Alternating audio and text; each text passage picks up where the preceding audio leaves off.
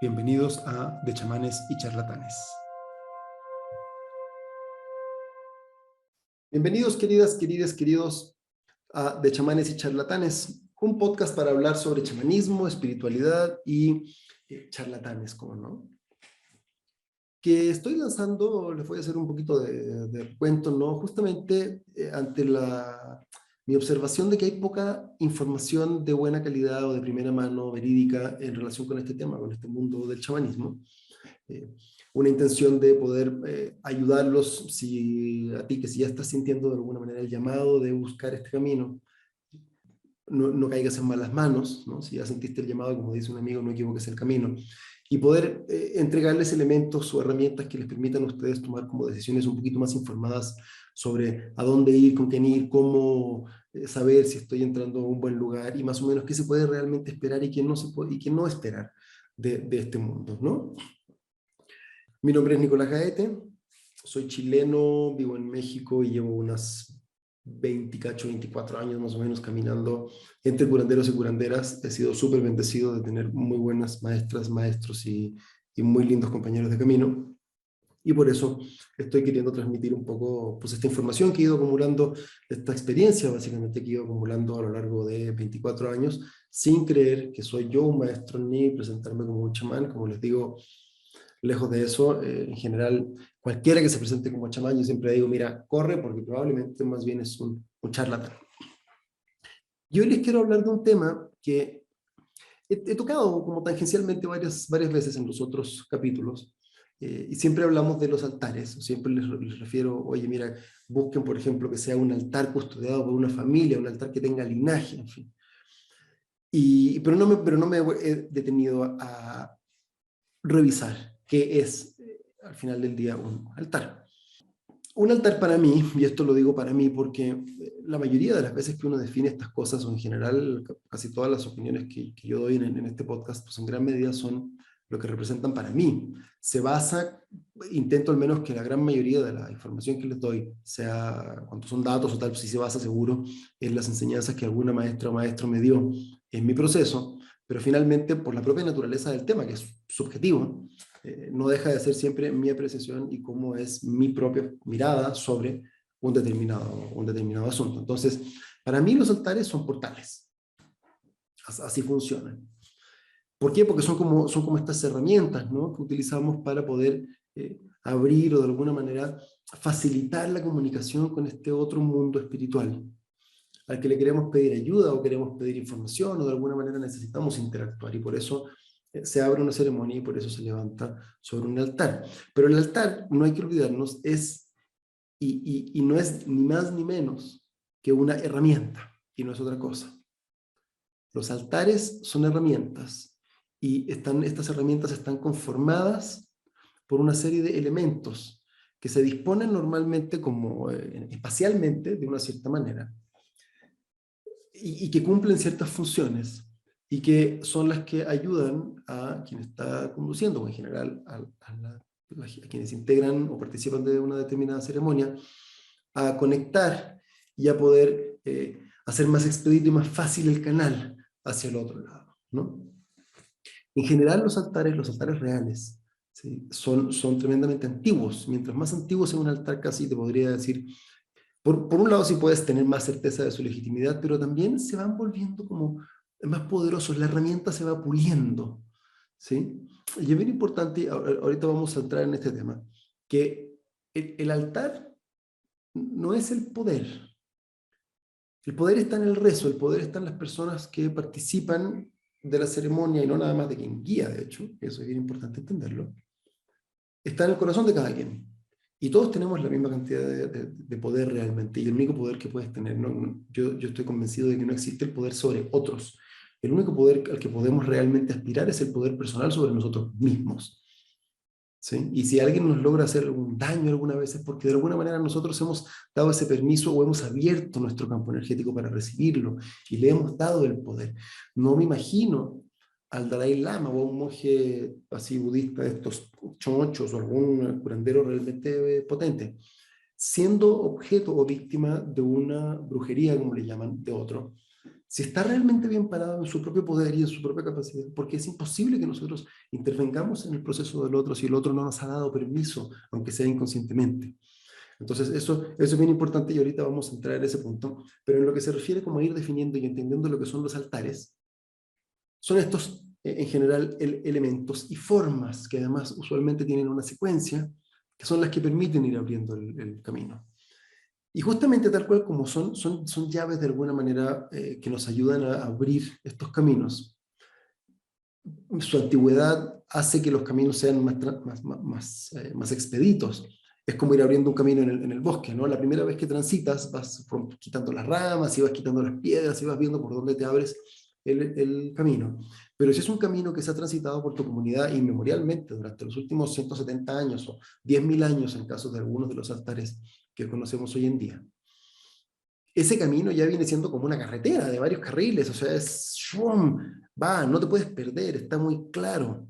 ¿Quiénes te vas a encontrar en ese proceso están muy claros? Hay ya mucha relación con los espíritus o con el lugar al que vas a ir. De alguna manera se genera una cercanía. Entonces, de la misma manera que los linajes, ¿no? Esto se relaciona mucho con los linajes justamente, es la diferencia que yo les decía también en un capítulo anterior, que a su vez me la comentaba la abuela Sweet Medicine, que me decía, es la diferencia que hay entre un apretón de manos para sellar un acuerdo a un contrato notarial, timbrado, firmado, con testigos, etcétera. Son dos niveles de compromiso un poco diferentes, o bastante diferentes.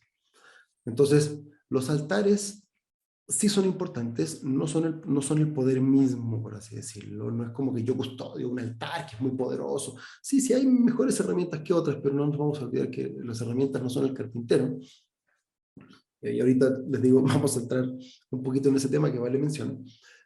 Pero los altares sí funcionan y mientras más antiguos sean, más funcionan como mejores herramientas, más pulidas. Hay una comprensión más profunda también de la herramienta misma. Entonces, sirven mejor. Ahora, los altares pueden ser además, o a su vez, eh, muy simples y muy complejos en la cantidad de elementos que utilizan, en la cantidad de personas que tienen que participar para su montaje, en fin, hay distintos altares. Y yo pensaba originalmente que los altares eran como los lugares, como que cuando a mí me hablaban de un altar yo me imaginaba una iglesia, por ejemplo, porque yo tengo además una educación católica. Pero realmente el lugar es solamente lo que contiene el altar, ¿no? Los elementos del altar son móviles. Y hay altares móviles, por ejemplo, el altar de Chanupa, que es una pipa básicamente, es un altar móvil, que lo despliegas en cualquier lugar donde tú llegues. El altar de la ayahuasca, que usualmente es muy sencillo, ¿sí? Normalmente el altar de la ayahuasca va a tener pues, un pañito para poder dejar algunas cosas, una sonaja y o una chacapa, que es como un instrumento, tiene varios nombres, pero también se le llama churupanga, en fin, que es un instrumento que es de puras hojitas. Va a tener probablemente un inciensario o algún lugar donde pudiera ponerse alguna brasita o algo. Y ya, no tiene mucho más, pues el vasito donde se sirve la ayahuasca, en fin, tres cositas que el curandero lleva a distintos lugares. Yo les contaba, por ejemplo, el abuelo Emerson tenía, su altar era un bultito así chiquito, por eso también a los altares se les llama bultos, ¿no? Tenía este bultito chiquito que era un pequeño bastón que se unía en tres partes, una sonajita también chiquita, un peyotito disecado y una pluma antigua, muy antigua de águila, ya roñosa. Y ese era su altar, donde fuera que él llegara, habría estos poquitos elementos y él ya tenía su altar. Entonces, hay otros altares mucho más complejos, ¿no? El altar de media luna de búsqueda de visión es mucho más complejo y hay un fuego que tiene unas cenizas que se hacen ciertos diseños, en fin. El altar de la danza del sol, el altar de la danza del sol, por ejemplo, es distinto, es mucho más complejo, ¿no? Está el árbol de la vida en el centro, a ese árbol de la vida hay que no adornarlo, vestirlo con un montón de rezos que cada uno de los danzantes trae. En el altar de la danza del sol se requieren una serie de chanupas, que a su vez son un altar por sí mismas, se requiere el tambor con los danzantes, se requiere un círculo de danza, se requieren ciertas pieles de animales para poder hacer las ofrendas, se requieren una serie de bastones, en fin, hay un montón de elementos que conforman ese altar. Pero no es ni la complejidad ni la simpleza realmente le dan el poder, por así decirlo, al altar. Y esto a mí me recuerda, o me trae mucho a esta idea de qué es lo que nos ponemos, o una historia que de alguna manera yo siempre le llamo, es que el atuendo pesa. Porque los atuendos muchas veces son parte de tu altar. Y el altar es de alguna manera como un escenario, si quieres. Ujú. Y también alguna vez una curandera me decía, es que mira, también el oficio del curandero o de la curandera también es una performance, por así llamarlo. Así es una presentación, es una improvisación sobre un montón de cosas que se van a hacer, donde tú vas a facilitar una experiencia del resto de la gente que viene a participar de la ceremonia. Y es una performance no en el sentido de que es una actuación falsa, sino que es una puesta en escena que se tiene que hacer, ¿no? Yo me acuerdo mucho la historia que me contaba un gran amigo mío, Manolo, creo que también he hablado con él, donde a este chavo lo estaban vistiendo antes de una ceremonia, él iba a conducir. Y chuta, lo peinaban y se puso un traje maravilloso, lleno de colores y bordados y pulseras, y se puso, o sea, todo un atuendo. Manolo siempre me dice, mira, el chavo parecía Jesucristo. Yo dije, no, o sea, ¿qué ceremonia nos espera que viene este cuate, que él es un altar caminando casi, el que nos va a guiar la ceremonia? Y dice que repartió la medicina, pasaron 3 minutos, lo queda mirando así para el lado y le dice, Manolo, cante por favor. ¡Pum! Y se fue a piso. Y Manolo me dice siempre, ahí me di cuenta el peso que puede tener un atuendo, lo mismo un altar, cuando no tienes una relación verdadera con ese atuendo, con esa pulsera, con ese elemento que vas a utilizar. Es muy llamativo y puede ser como súper fácil pensar que, chuta, es que, o alguien que se ve y que es que tiene los aretes de atrapasueño y el penacho de no sé qué diablos, de águila arpía o de guacamayo, y entonces el ponchito peruano y la pulsera de jaguar y el no sé qué y tal. Y mientras más cosas te pones, yo más dudo de quién se los pone, porque todas estas cosas son herramientas, no te dan poder. El altar en sí mismo no tiene ningún poder, ¿sí? Es solo una herramienta. El poder o el talento del carpintero, del artesano, no están en sus herramientas, no está en sus herramientas, está en sus manos, está en su corazón, está en su capacidad creativa.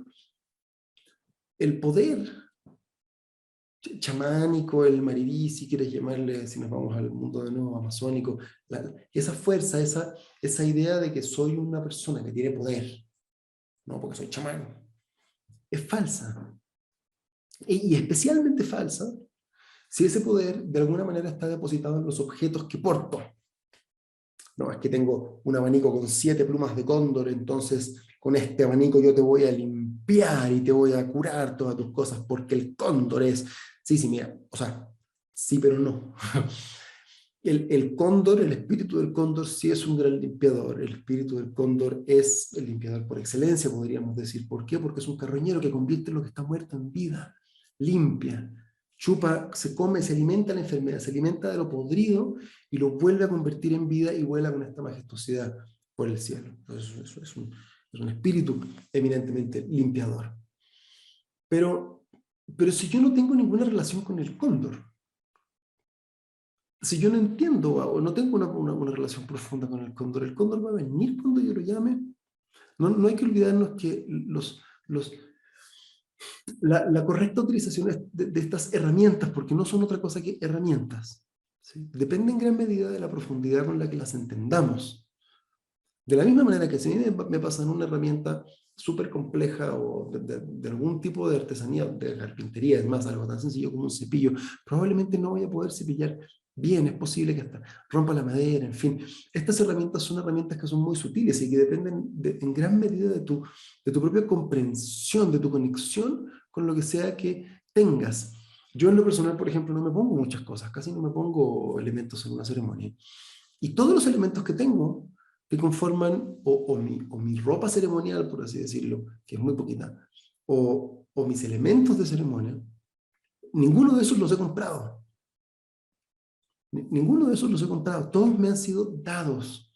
Creo que lo único que tengo comprado es el estuche de mi chanupa, que además, yo te voy a decir que lo compré es un poco porque me lo hizo un gran amigo, que es un artesano de enorme talento, se llama Javier Bravo en Chile.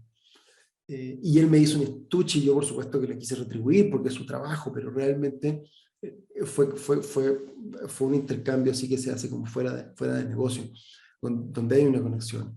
Y es súper importante porque estas herramientas, como son portales o elementos que te ayudan a fortalecer o a hacer más fácil tu conexión con este otro mundo, no es lo mismo si lo compraste en internet, ¿sí? Que si te lo entregó una abuela o un abuelo en una ceremonia para tu protección. Por ejemplo, yo tengo una pulsera, tengo dos pulseras que me pongo siempre, nada más, y una faja para proteger mi plexo solar, y no hay más. Pero fíjate, esa pulsera que yo tengo, la que me pongo en la mano izquierda, fue la primera pulsera, fue el primer regalo que me hizo Claudio, que fue mi primer profe, mi primer maestro en este camino. En la primera ceremonia que yo organizé en el sur de Chile, y me la entregó, y cuando me la entregó fue como un pacto, y esa pulsera contiene, ahí está representada su bendición, su protección, su cariño, su amor. Y está también mi cariño con él, mi lealtad de alguna manera, mi pertenencia a ese linaje, ese cobijo, y todo el amor que yo también le tengo. Y entonces cuando yo me pongo esa pulsera, yo lo veo cada vez, y lo llamo, lo invoco. Y cuando lo invoco, no nada más lo invoco a él, invoco todo lo que hay en esa relación. Pero la pulsera no es la relación. Y la pulsera realmente no es más que un recordatorio. O sea, yo podría invocar esa misma protección y yo podría sostenerme en esa misma relación y en ese mismo linaje sin ninguna pulsera. Pero cuando me pongo esa pulsera y la tengo ahí cada vez que me muevo el asiento y me la tengo que arreglar cada cierto tiempo y acomodar, ¿no? Y si agarro instrumentos para hacer el fuego y estiro las manos, ahí está la pulsera. Es como que inconscientemente estoy recordando y estoy sosteniendo esa energía durante toda la ceremonia. La otra pulsera es una pulsera que es de piel de puma, que me la entregó otro hombre de medicina. Y me dice un día: Nico, te quiero entregar esta pulsera porque yo la tengo cargando hace muchos años y no la uso porque no tengo relación con el puma, pero yo sé que tú sí la tienes. Entonces quiero entregártela para que te acompañe. Esa relación con el puma también se las conté en otro episodio, me parece que fue el 2, que yo después de mucho tiempo de cantarle al puma, de llamarlo, de estar intentando generar esta relación con este espíritu para ver si era realmente mi espíritu guardián, que yo de alguna manera, o un espíritu aliado, que yo de alguna manera ya lo sentía.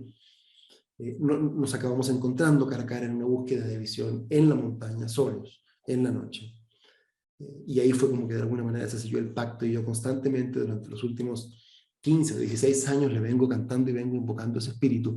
Claro que sí, tiene sentido que tenga una pulsera de puma, porque entonces es una herramienta que yo estoy usando porque tengo una relación y una conexión que he nutrido con el tiempo, que le he dado energía, que le he dado mantenimiento de alguna manera, y en la que he profundizado en entender qué es el puma, cuáles son los atributos de ese espíritu, por qué el espíritu del puma sería o no sería un espíritu aliado conmigo, dónde resueno yo con ese ser. O sea, un montón de cosas alrededor de esa relación que son las que de alguna manera le dan sustento a que yo tenga esa pulsera. Porque si yo me pusiera una pulsera de león, con el que no tengo ninguna relación, o un elefante, es, es solo un adorno, es algo de fantasía, es algo que yo me pongo para parecer y decir: es que tengo el espíritu del elefante. No tengo ni madres, tengo una pulsera hecha con piel de elefante. No traigo el espíritu del elefante. Y ojalá que ni me escuche, porque capaz que si el espíritu del elefante llega le caiga mal, y en una de esas me pisotea en vez de ayudarme. O sea, no se trata de ponernos cosas ni de hacer como que tenemos altares para parecer que somos. Y eso es bien importante si estás buscando a alguien. Atención, menos es más. Cuando hay mucha parafernalia, normalmente hay poca profundidad. Y si hay poca profundidad, el trabajo también es poco profundo. Finalmente esto no se trata de ver como una especie de poder. Yo cuando leía, por ejemplo, las enseñanzas de Don Juan, y este Genaro, que era un compañero de Don Juan, volaba y le movía el mundo a Castaneda, o Don Juan le daba un espaldarazo y Castaneda saltaba y medio como que se le teletransportaba a otro espacio-tiempo. Pareciera ser que son cosas que te ocurren un poco como si estuvieras viendo una película, pero resulta que cuando tocas el poder, de alguna manera, es una descarga eléctrica fuerte en tu cuerpo, en tu conciencia, en tu forma de percibir el mundo. No es algo así sencillo, se requiere mucha profundidad y una conexión muy, muy auténtica, muy profunda para sostenerlo y no caer desmayado. La primera vez que yo seriamente llamé al puma en una ceremonia de ayahuasca y que se me apareció el puma y me saltó encima el puma, casi me desmayé porque no estaba preparado para sentir el impacto de la fuerza de ese tremendo espíritu que por primera vez me estaba tocando. Entonces, no es de juguete, no es algo que vamos tomarnos a la ligera. El atuendo tampoco que nos ponemos o las energías que estamos llamando, porque no está ahí el poder, ¿no? Incluso tú podrías decir una faja que, mira, nada más es una cinta que te pones básicamente bonita, en fin, para proteger el plexo solar cuando estás trabajando o estás en una ceremonia. La faja que yo tengo me la entregó mi maestra y me la entregó para protección. Entonces, cuando yo me la pongo, me estoy envolviendo también en las manos de esa mujer que me sigue cuidando. Entonces, no es nada más una faja. Es la faja que me entregó esta persona con todo su cariño, con un propósito. Y entonces es una herramienta que cuando la uso, claro, de la misma manera que el artesano, cuando tiene una herramienta más fino puede trabajar. Pero la creatividad de la pieza está en el artesano, no en su herramienta. Y aunque tenga herramientas más rudas, un buen artesano va a hacer siempre un buen trabajo. Y aunque le des las mejores herramientas del mundo, yo que no soy artesano no voy a hacer un buen trabajo. Y además voy a acabar rompiendo las piezas o estas herramientas. Porque ni siquiera voy a saber realmente, ¿no?, por dónde hacerlo, voy a desafilar el cuchillo, la voy a cagar. Seguro. Entonces, este episodio lo que me interesa mucho como poder transmitirles es esta idea de el poder está en nosotros mismos, no en las herramientas. Y cuando nos adornamos de muchas cosas,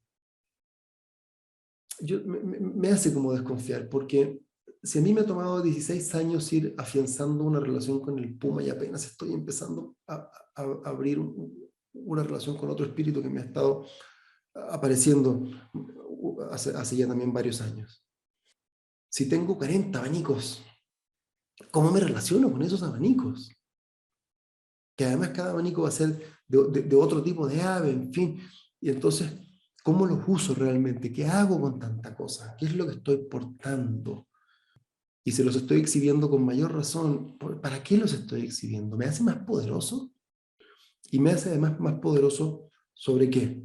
Porque eso es bien importante y eso lo tienes que tener muy claro. Nadie tiene poder sobre ti. Ni la curandera, ni el curandero, ni el chamán, ni el brujo, ni el que tú quieras, ni el sacerdote, ni el vudú. Nadie tiene poder sobre ti. El único poder al que podemos aspirar a tener, y de eso estoy bastante convencido, es poder personal, es el poder sobre nosotros mismos. Nuestra propia coherencia, nuestra propia congruencia, nuestra propia capacidad de saber quiénes somos, de pararnos ante el misterio mismo de la vida y declarar que somos quienes somos y actuar en consecuencia de lo que somos. Ser nosotros mismos, transparentemente. Y no hay más poder. Cuando eso lo tienes, vas a poder entrar además en cualquier ceremonia, en cualquier viaje, en cualquier meditación, y va a ser además lo que a ti te resuene, porque además no necesariamente ni la psicodelia, ni el viaje, ni el chamanismo, ni nada es el único camino. Hay cientos de caminos al espíritu. Por eso yo siempre le llamo el gran misterio. Es un misterio que es absolutamente irreductible y desde el que realmente nunca vamos a poder abarcar. Entonces, ese es el poder que sí podemos tener.